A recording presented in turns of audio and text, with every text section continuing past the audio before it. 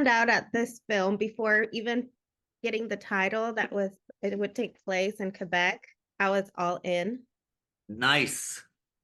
I Have you love been? 3 times.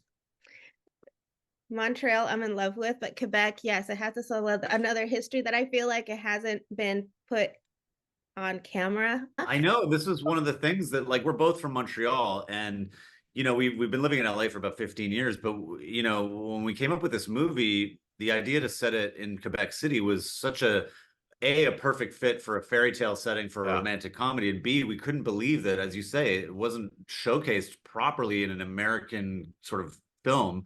Plenty of French Canadian films, but still, like for the world to see it on celluloid in a funny romantic comedy, it was shocking that it hasn't been done. Selfishly as well, because we're like, wouldn't it be great to go do a movie in Montreal and Quebec City? Yeah. And so again, the romanticism of literally one of the oldest cities in North America, yeah. Over 400 years old, that literally has a castle on a hill. Yeah. We're like, well, that's a fairy tale. That's a fairy tale comedy. I don't know what it is. Yeah. No, and it was like self-indulgent. We're like, let's just go do it, man. We're gonna have a great time. At the Château Frontenac. At the same time, we're like able to show off, a place that we grew up, and hopefully the American audience gets to take a little bit of a trip, right? It's like we always say, it's the Europe of North America, and a lot of people don't know that. I mean, people in Vermont do. Yeah, but there's 49 other states that we got to convince. Got to spread the word. Come up here and spend those American dollars. The gospel of Quebec. I agree. We work for the Tourism Board of Canada. Oh, I see. Well, I agree, and I always tell people, you know what? Yes, Europe is fun, but then you also have that long flight. There's this part of Canada where you don't have to go very far, and you feel like you made that long flight. Exactly. Yeah. Exactly. It's a lovely city. You guys have been working together since 2012, but this is your feature directorial debut. Yeah. Actually, we've been working together since 2002. We met on a show. Not a film. No, show first. Show first. Right. TV show. We've done a lot. We started out as actors, and it's a small market in English Canada, and we kept getting cast together. And so I think our first job was 22 years ago. Yeah. As actors playing, these high school students. Which we could still play very easily, right? We could still I'm up for a role where I'm playing. We would be believable. What is it? A freshman? I think you're sophomore. I'm sophomore. You're not freshman material anymore. But so, I think in 2012, you're talking about like the first time we actually found any kind of success was on a show that we wrote that Comedy Central bought. But we'd been writing for a few years, and we'd certainly been improvising on camera in film and TV for the better part of that first decade, from 2002 to when we finally got lucky enough to sell something in 2012. Yeah. But we kind of started talking about French Girl back then. Yeah. And our kind of journey took us into I guess the quote unquote Hollywood writing system that we were lucky enough and privileged enough to be a part of. But in the back of our mind, we had this film that literally tells the story of our families, both Nick and I's mom and dad's, English Canadian men who fell in love with Quebecois, with French Canadian women, and decided to move to Quebec through love. And so, as we were writing movies like Independence Day, where we were blowing up aliens, we're like, let's go back to our roots one day. Let's lean into love. Let's lean into Come on.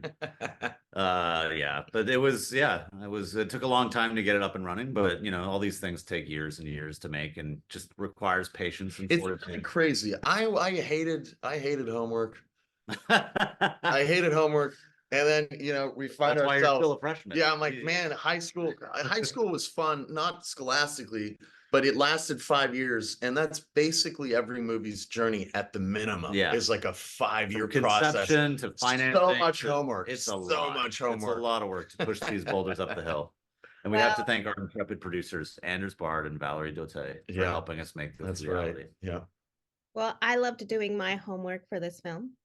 Nice. I hope it wasn't too strenuous. Yeah, we've been talking too much. Please interrupt us. Yeah, God, I'm so sick of our own voices. Me too. No, and then I know you guys did showcase the film not too long ago in Santa Barbara We International. did. Yeah. And that was a really interesting experience. That festival was incredible and they were such great hosts. And so they treated That's us a with, well-oiled machine. yeah. But it was the first time we showed the film to an American audience. And that was a real test for us. We were really quite apprehensive about it because, this film takes place in Quebec and a lot of it, about 30% of it is in French. And we just were worried about whether or not it would land with American audiences. Comedy's hard enough to do in one language, forget, two languages. It's so culturally specific. We weren't sure if the jokes were going to land, and it really played extraordinarily well. We got an extra screening out of it. The festival was so supportive and the people loved it. So it was a great, great experience. Yeah. Today's world is bilingual. It is. It is. I mean, Hispanics make up a huge percentage of the California population, so they're used to bilingual films. And again, like I think the pandemic, with Netflix bringing in a lot of content from Europe, people are getting used to subtitled things. Even people like watching movies now with subtitles anyway. Even if it's in English, yeah. As we get older, when you can't hear quite I think it's a generational thing that that now is a little bit widening. But certainly Santa Barbara was actually quite gratifying. Gratifying. And also like you breathe a sigh of relief where you're just like, okay, this is not hard for people to follow. No, yeah. And a challenge, I think, like Nick said, in comedy is to make sure that on either side of the language it's funny. And that was a little bit tricky with subtitles, to make sure that they're, if as an audience you're either French or English, that whatever language you're reading is also giving you that laugh. And Santa Barbara was really eye-opening for us. Like some of our biggest laughs were translated jokes, and people are very quick to go from image to reading. And I think that's happening faster than it ever has, just like Nick said, because of movies that are coming from Europe or Korea, etc. And so I think we feel safe now. We're like, oh, this will work, regardless of anyone's language. People. And I think this kind of story is international. It doesn't matter if you're French or English. No. It really is.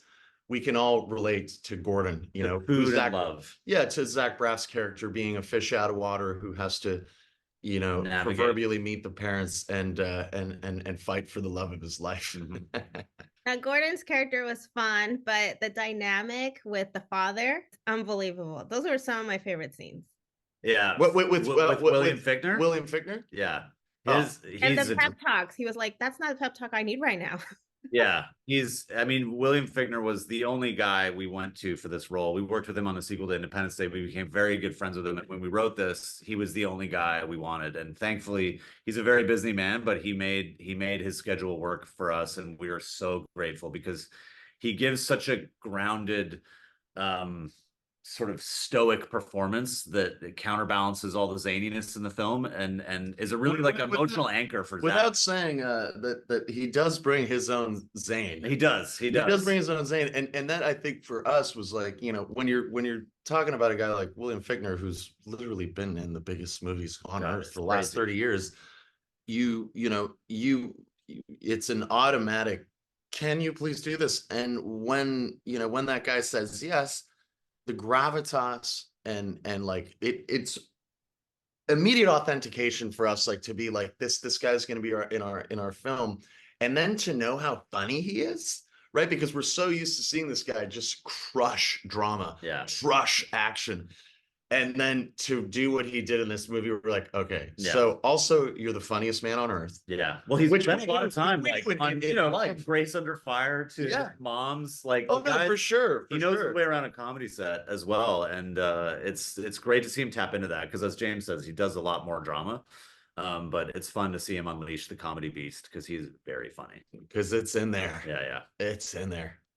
But you also take us to the countryside, which I really liked. Yeah, it has a bucolic kind of quality. We go into the farm. Good word. Thank you.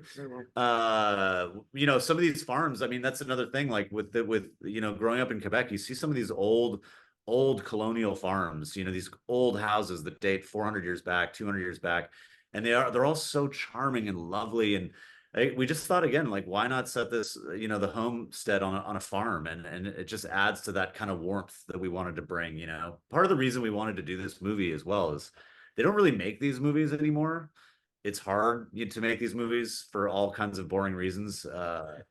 But you know, it's really difficult these days, and I think it's nice to see movies like this get made so we can all laugh and just, you know, enjoy a moment of warmth and love on screen.